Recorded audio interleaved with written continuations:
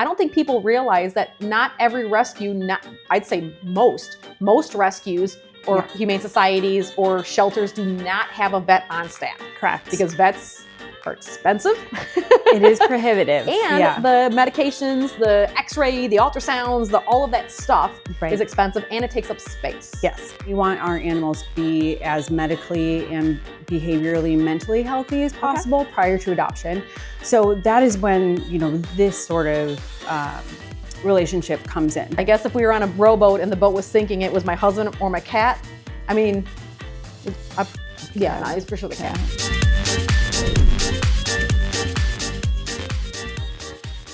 Hello, my name is Kendra Witkowski. I'm the Director of Business Development here at Scoop Soldiers. And once again, we are on the road. I'm always on the road. And so we get to do fun things. And one of the best parts of my jobs, or one of the funnest parts of my jobs, is I get to co-host the Find Your Gold podcast, where we hope to inspire entrepreneurship, hopefully through Scoop Soldiers franchising. But if not, hopefully someone takes a little nugget of information and turns that into their own passion and moves along. I always kind of joke that you never know, like the next person watching this, maybe our next pet waste millionaire. Nobody knows. Nobody knows.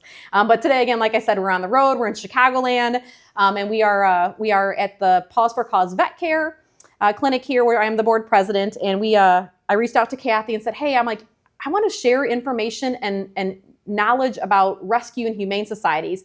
Obviously, Paws for a Cause works with a lot of them. We do not foster here. We do not rescue here. But we work with a lot of great organizations like yours. So I voluntold Jodie to come in and share some information. So I'll zip it for a second. Tell me who you are, what your humane society is, and what you guys kind of do.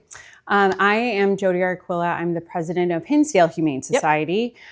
We were founded in 1953, which I think is the Eisenhower era. And since then, we've been rescuing, rehabilitating, and finding new homes for pets in the area through all of that time. And we're one of the rescue partners of Paws for a Cause Vet Care. Hugely important relationship for us, and enables us to do what we do even better. So really happy to be here. Yeah, I'm glad you came. So do you guys have a vet on staff? We do not currently. So let's talk a little bit about that. And I want to talk more about Hinsdale specifically, but for rescues, like we all know rescues and the lab rescue and the Yorkie rescue and the Humane Society and adopt, like all of those things. I don't think people realize that not every rescue, I'd say most rescues or humane societies or shelters do not have a vet on staff. Correct. Because vets are expensive. It is prohibitive. And the medications, the x-ray, the ultrasounds, all of that stuff is expensive, and it takes up space. Yes. So when you guys have an animal that comes in, whether it's through surrender or we're going to kill this, or however it gets to you guys. Yes. And there's an animal that comes in and it needs veterinary care, a place like Paws for a Cause is really needed, right? Absolutely. So we do have vet techs on staff, which is great for day-to-day and all of those things, keeping our population healthy. But they assess and let us know when veterinary care is needed, right? To kind of escalate those things. But of course, every animal that comes into our shelter typically needs spay and neuter, right? So, and that is huge, but also, partnering with Paws for a Cause Vet Care enables us, and which is a really big part of our mission. We want our animals to be as medically and behaviorally, mentally healthy as possible prior to adoption. So that is when, this sort of relationship comes in. For example, you just did a tail amputation for us last week, and that's prior to adoption, right? So we're trying to take that stress off the adopter, the potential adopter, right? And really address things before they even become an issue.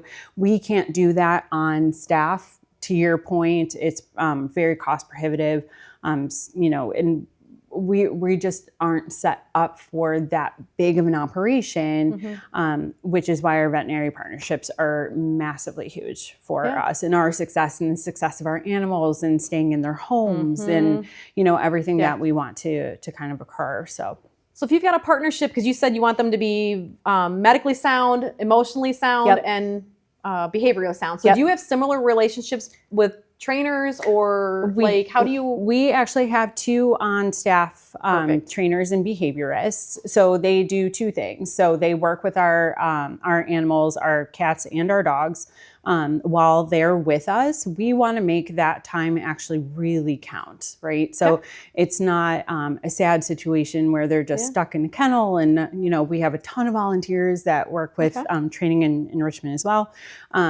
But we create all of that. So they're learning manners where they're in our real life room, so they're learning how to be in a home before they're in home. Crate training, agility, all sorts of things, right? So we meet our animals where they are.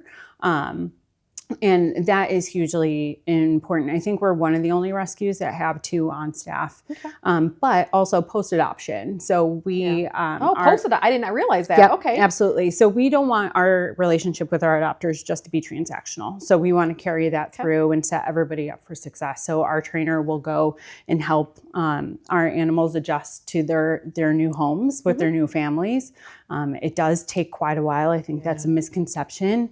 People will have their animal in their home for a couple nights or a week and be like, oh, it's not working out. They're peeing on stuff and whatever. And, there's really, 3 days to get acclimated, 3 months, all of those sort of things. It does take a while, but we want to support that. So our trainer will do visits in the home, address any sort of behavioral issues that come up. She can address or assess to see if it's a medical issue too, so that, we can bring in the right partners. But then we also offer all this for the public as well. So they can come in and train with their trainer. Yeah. And our trainer used to be a dolphin and seal and trainer at Brookfield Zoo. So she can talk down a really, massive angry walrus. She'll do great with your dog. She's fine with your dog. Yes, she's absolutely. Fine. She's probably okay. Yeah. And the other reason why that's important, spay and neuter, healthy pets, and healthy vets. Yeah. But healthy pets. Absolutely. And then making sure they stay in the home and settle in. I think in my brain, I feel like when people lose their dog, right, or their dog passes, they want to get another dog. The dog they have in their home, or the dog they remember from their last dog, was their dog for X number of years. So it's not like they're doing anything wrong, but they take home this new puppy or this new rescued dog, and it doesn't sit on the couch the same way. Like it's a different dog. Yeah. And I think not that they don't want to love their new dog and their new dog's going to be different, but their brain reverts back to, oh, well, my dog's name was Willy Wonka. Yeah. Well, Willy Wonka, never did that before. Right. Or Willy Wonka always did this, and this dog doesn't do that. Like those types of things. So I think having someone that can walk them through the adoption process and make sure that adoption sticks. To me, it kind of actually reminds me of franchise sales. Yeah. Because I'm doing my best to make sure we put the right person in our brand. Right. And you're doing your best to make sure that dog or cat stays where it's at. Absolutely. And the other reason why that's important, besides the family, is the more a dog gets surrendered and then bounced back and then adopted and then bounced back, it's for sure not helpful. Absolutely. It's not helpful. Consistency counts, right? Yeah. And, animals come to us with a variety of prior life experiences. And so good, bad, or ugly, right? And, I think everybody, when you come to adopt an animal, your intention is for this animal to be yours for the rest of its life, right? And so we really want to set everybody up for success. And that even starts, pre-adoption. Our adoption counselors really, really listen to your lifestyle, what you're looking for, and then they match the animal to you. And we really take the time to listen. Right. And so, worst case scenario is the animal, kind of comes back to the shelter, but if that is the case, that is totally okay also. You're right. Yeah, you don't want to. If it turns out to be just not the right fit, no harm, no foul. That is okay. Right. You've tried everything to kind of make it work. If it's not working, it's okay. We will always take our animals back. For sure. Yeah. For sure. So let's run through some numbers. Sure. So do you know, so it's 2025. This probably is not going to publish in the next week or so, right? So in the last year, or 2024, now until this year or whatever. How many adoptions do you guys do? So as of Saturday, we had 980 adoptions in 2025. So in the first 8 months of the year, you've done 925 980 adoptions. I want to short you by one. Yeah. Because every single one counts. It does. So what kind of staff? What kind of staff does that take to turn, I don't want to say turn and burn in a bad way, but to turn and burn? Like, that's a lot of animals coming in, a lot of animals being evaluated, a lot of adopters being evaluated. Like, how? Yeah, my animal care team is incredible. They're incredible people. I think that number seems huge, but what's really important is that we deliberately do not stuff our shelter to the gills either. Yeah. And we have an incredible foster program as well. So we both sides, right? So we have our in-shelter population. We never have too many animals for the amount of team that we have caring for them, so that everything, both ways, for humans, mentally, they stay healthy as well, right? And also our population. But our foster homes are a huge, huge partnership and component in this. So I have an incredible director of shelter operations who keeps everything running. I don't know how she does it. She's a miracle worker. Truly. You don't ask, right? You just keep doing that. It's really kind of my strategy, right? I put the right people in the right position, and I make things. I remove their barriers, but then I get out of their way and let them do what they do. If you have a problem, come find me. Otherwise, absolutely. You get it done. Sure, absolutely. But we're a managed intake shelter, so that means that we're not open access. We do have animals just dropped off to us, but generally we don't have to take, everything that comes to us. So open access would be like your city, your city shelters, Municipal, bless their hearts for the job that they do. Right. It's the most difficult. Right. We're fortunate in that we are managed intake. We do get a lot of strays. We do have stray, partnerships with the municipality. So those just come to us. Right. But otherwise, we can more or less choose our population, and it is a balance, right? It is a balance. It is very much a balance. Right. So, like our hearts say, I want to save every three-legged blind dog that I can find. Absolutely. But three-legged blind dogs are not easily placed. Right. Dogs with some health issues or cats are not easily placed. Right. There are certain pets that don't do well with other pets, with children, or all of those things. Absolutely. Right. And so you have to have. We want to save everything, but we have to have the super cute kittens and puppies to generate revenue to help take care of the three-legged blind dog that's going to take us a few months to get placed. That is exactly right. So one enables us to help the others. Right. So, and we run our shelter like a business. Nonprofit is a tax status. It does not mean it's not a business. It's not. Honestly, it's more important. I mean, we have the most important shareholders ever. It's our animals, right? Everything that comes right back to them and their care and things like that. So it's even more important for me to run an organization, the best and most successful way possible. But that does take a lot of balancing and all of that. There's a lot of other things that you go to the adoption event, right? And you're like, wow, this looks like, they're doing such great stuff. And you are. Yeah. But behind the scenes, someone had to pay for the gas to get the animals there. Someone had to pay for the food, all that kind of stuff. So if you guys did 980 this year, and you take in strays, I'm willing to bet you did not have 980 strays. No. So how do you help the community? Where do you find animals? How do they get to you guys? Yeah, absolutely. So we partner with those open access municipal shelters, right? So we, because we're managed intake, we can take the stress off of them as well. They very often are drowning. Yeah. And we try to do our best with our space that we have in the area that we live and where we're situated. So we partner with Chicago Animal Care and Control, and we take animals into our shelter from there. DuPage County Animal Services as well. We partner with them, but then we'll reach out to the smaller regional ones that definitely have no resources, right? So Winnebago County, Rockford area, and we'll hoarding cases too. We'll dip into hoarding cases. Those things, we just got 9 You see that stuff on the news. Yeah, 100%. And the story on the news is always sad, but no one ever really, I guess sometimes they'll plug who took them. Sure. But no one ever thinks about, like, oh, everyone thinks, oh, thank goodness. Right. Thank goodness that they found that hoarder. Thank goodness they got those animals out of there. Whew. Yeah. Well then, whew, like, where are all those animals going from there? They come to you guys. People like us. And they get rehabilitated. They get the wellness and the spay and neuter care that they need through your partnership. Absolutely. Your adoption team is vetting out the adopters and trying to get them in the right homes and keeping them there. Yep, right. That is exactly right. Okay. Yep. So how do you guys get funding if you're not you're not a government agency, right? Nope, so you're not.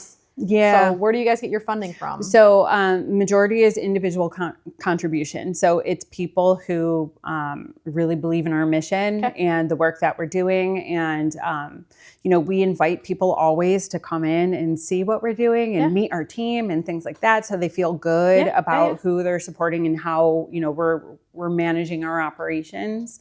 But we do get grant support. We do have some, lines of revenue that generate for us, like our humane education and our kids camps. Oh, yeah. We go through, there's 3,800 kids that go through our humane education per year. That's not all in our camps, but our camps are huge, and they've doubled in size this year. And they're just a fantastic way, to keep your kids occupied during the summer. We have day camps I don't think I've ever heard of that before. I'm sure it's so out there. great. I'm sure I just never heard of it. I've heard of little kids that'll have a birthday party and they want everyone to just bring dog collars or like whatever. I never heard about that's a great idea. Absolutely. So they come to the shelter and we have several camps a day on our camp days, right? And for different age groups. And it's really inspiring and teaching the next generation about this work and how to be responsible pet owners and compassion and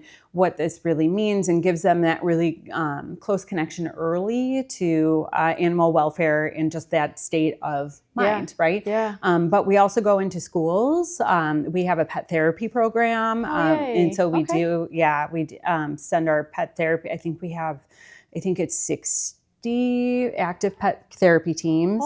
And we do corporate visits, we do school visits, college visit. I mean, anybody. All the things, right? Anyone that could use a cuddle, right? Like a snuggle, right? I mean, that's not awful, right? Like I could live off a Diet Dr. Pepper coffee, a donut, and a snuggle. Right? Yeah, absolutely. Same, 100%. Same. But the majority is individual contributions. So if somebody doesn't have a lot of extra pennies in the bank, because sometimes we don't. Absolutely. You guys have a volunteer program? We do. So what kind of volunteering do you need? Right? I mean, obviously Snugglers. Snugglers, right? yeah, Snugglers. Absolutely. So we have such a wide variety of opportunities for volunteerism within the shelter. So there is, of course, things that are animal-centric, like our walkers. Like I said, we have training and enrichment volunteers. We have cat socializers, that sort of thing. But we also have people who do our front desk shifts. Those are all volunteer. So they really learn the organization and are able to, direct our, visitors to different areas.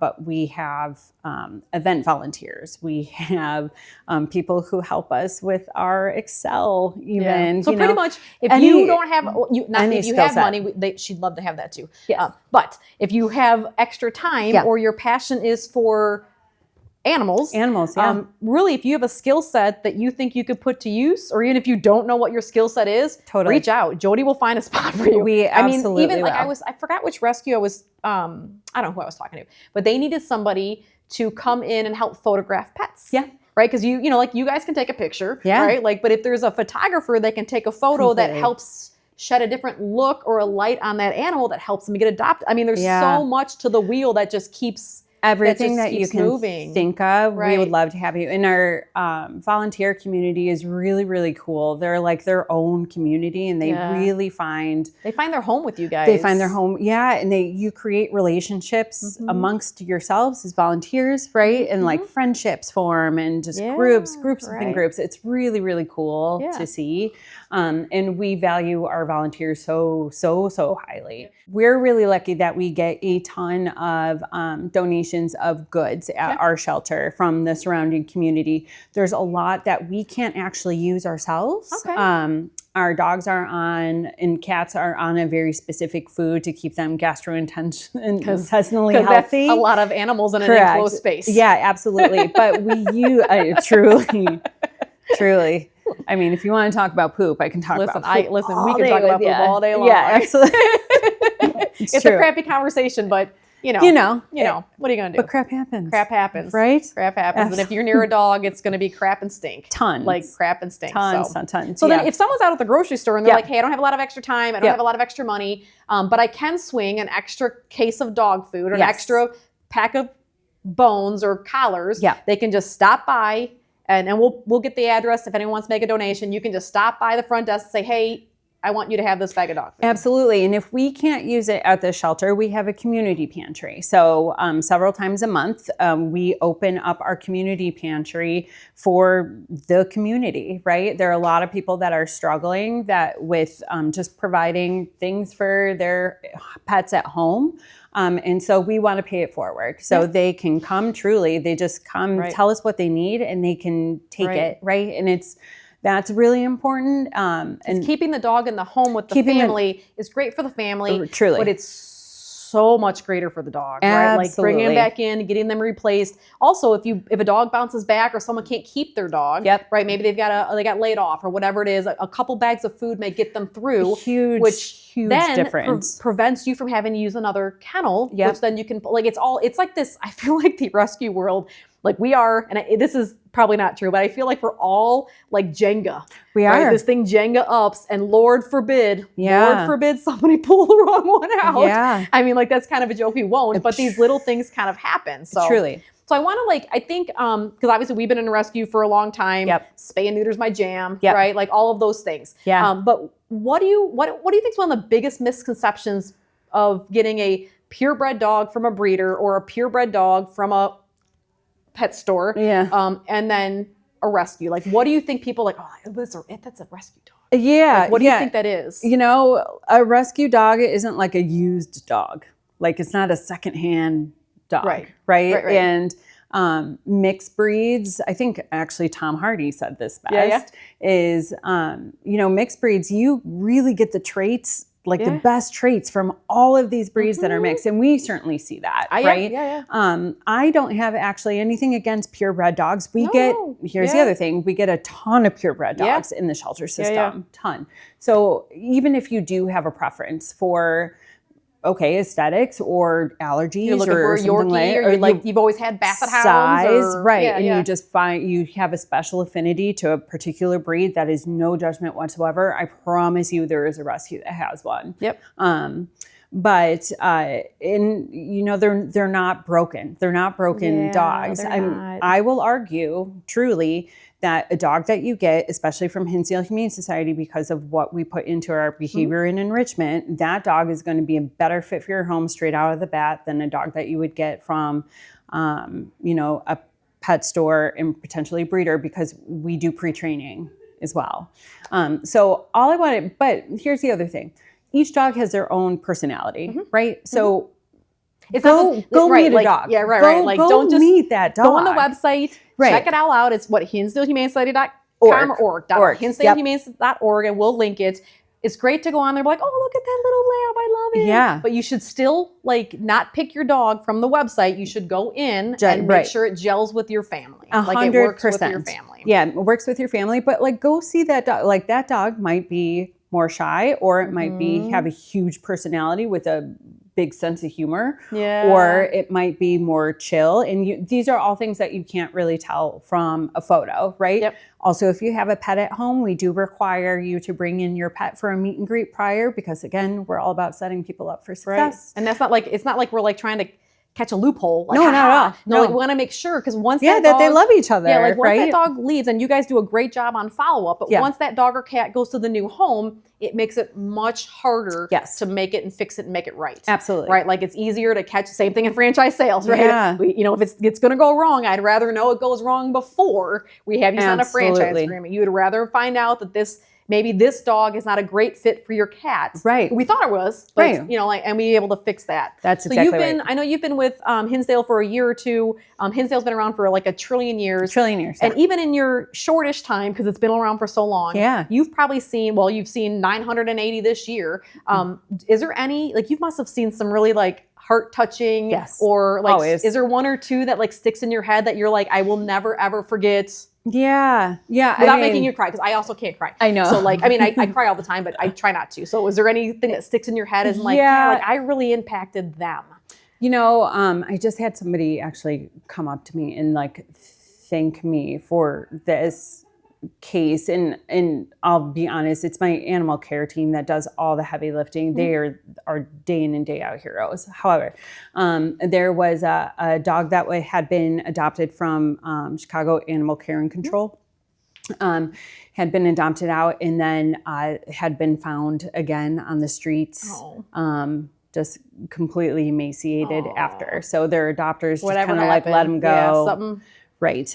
We had a supporter and a volunteer of ours post about it, because she volunteers there as well. Yeah. We all need volunteers, so you can volunteer as many as you want. The volunteer world is not, the bucket's not as deep as we would like. Her name is Nilla, and I was scrolling Facebook and I saw her post about her, and I was just like, man, there's those cases where it's it speaks to you. Yeah, because humans let her down again, right? And in my position, I really trust my team to make their own decisions and departments and right. And so I don't usually get into their business. So I don't really get into, intake and things like that.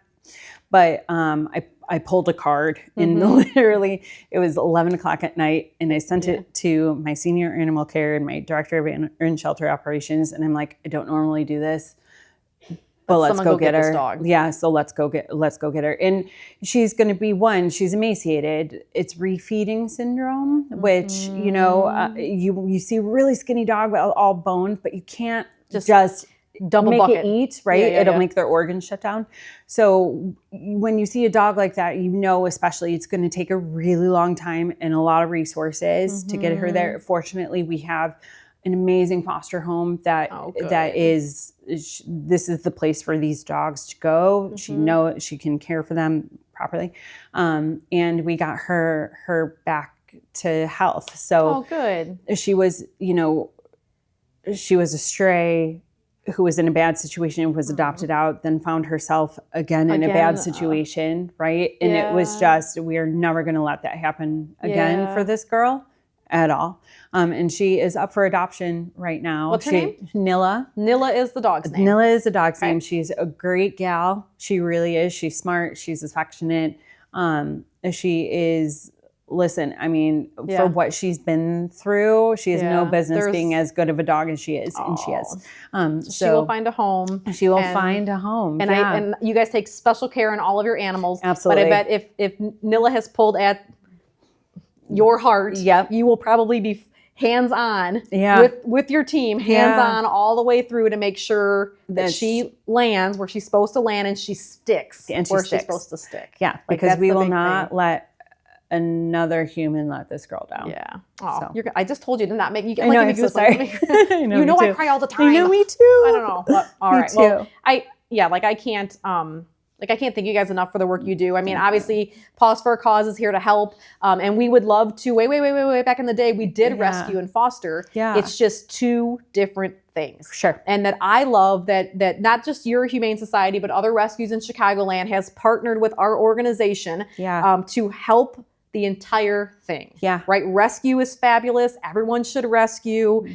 purebred or not, right? Mutts are great. Purebreds are great. Yeah. But the partnership between a well-ran Humane Society rescue and a well-ran, large, low-cost spay and neuter clinic, wellness clinic is what the community really needs. Right? All of it than together. Ever. We all win when we all win. And absolutely. It doesn't ever stop. No, it doesn't ever stop. And I don't it's probably a nonprofit thing in general, but it never stops. Right. As soon as you get your shelter halfway cleared, she's full again. Like it just keeps rolling and rolling and rolling and rolling. I mean, the goal is, I wish we didn't have to exist because there isn't this problem, right? Yeah. But until that day when we get there, reality, this is why these types of organizations working together is so important, because we're coming at the same problem just from different angles, right? Yeah. And always our goal is animals in the home with their family, right? Yeah. And so we're both doing that just in different ways, but it is very, very important, and especially for the public now, you know, where more and more it seems like owning a pet is becoming a luxury, and it shouldn't be. It shouldn't be at all, right? Like I can't imagine my life without pets, right? Like absolutely. really, I cannot. I mean, like I don't. Me neither. Me neither. I guess if we were on a rowboat and the boat was sinking, it was my husband or my cat. I mean, it's for sure the cat. Like I don't think I'm on camera and he might see this, so I feel like I should say the right answer, but the right answer is really the cat, right? Like it is. Like Mary D. Mary D. is I'm like, well, he's a fairly decent swimmer. Like cats don't like water. I just say her. Yeah, we'll see you when you. We'll see you when you make it to shore. We'll see you. I got the cat. You take care of you, right? Absolutely. So, but I think I can speak from for sure the Pause for a Cause Vet Care Board, and everyone here at Pause for a Cause, that we very much value the work that Hinsdale Humane Society is doing. We cannot do what we do without you guys. And so I'm very, very, very thankful that our relationship has been there, is getting stronger, and we have hopes to partner more into the future. Yeah. And hopefully we can keep scratching each other's back and it all, at least for what we can control in our world of animal rescue, our world will continue to run as smoothly as we can, and we'll try to do as much as we can for everybody along the way. Yeah, right? Likewise. Thank you. We got it. All right. Yeah. So we're going to link everything down below for Hinsdale Humane Society. Again, if you've got some extra pennies, Hinsdale and Pause for a Cause would welcome any pennies you have. Volunteering, obviously Hinsdale Humane Society has a great volunteer program. All of the things. Don't ever hesitate to reach out with a question about a pet, even if you're not in Chicagoland. The goal of every person I've ever met in animal rescue is to keep the pet in a healthy home, whether it's here or you're in Boonesville, Iowa, or wherever you're at, right? Wherever you're at. Absolutely. So reach out and help. And again, we appreciate you watching our podcast. Hopefully you get some inspiration on entrepreneurship or animal rescues would all be in the same. And again, who knows, maybe somebody will watch your podcast or watch this podcast and adopt a dog from you. And maybe would love that. Maybe one of your adopters was like, you know, I really do love dog crap, and maybe I should check out Scoop Soldiers, right? Listen, that is a huge, fantastic business in this space. So the crap definitely never ends. Needed. Yeah, absolutely. So, but we appreciate you stopping by and helping out. Again, we'll link everything below, and reach out to them with questions. If you enjoy our podcast and enjoy our content, we would sure love you to keep watching and hopefully find some inspiration in this podcast, but hopefully the rest of them inspire you a little bit more too. Thank you.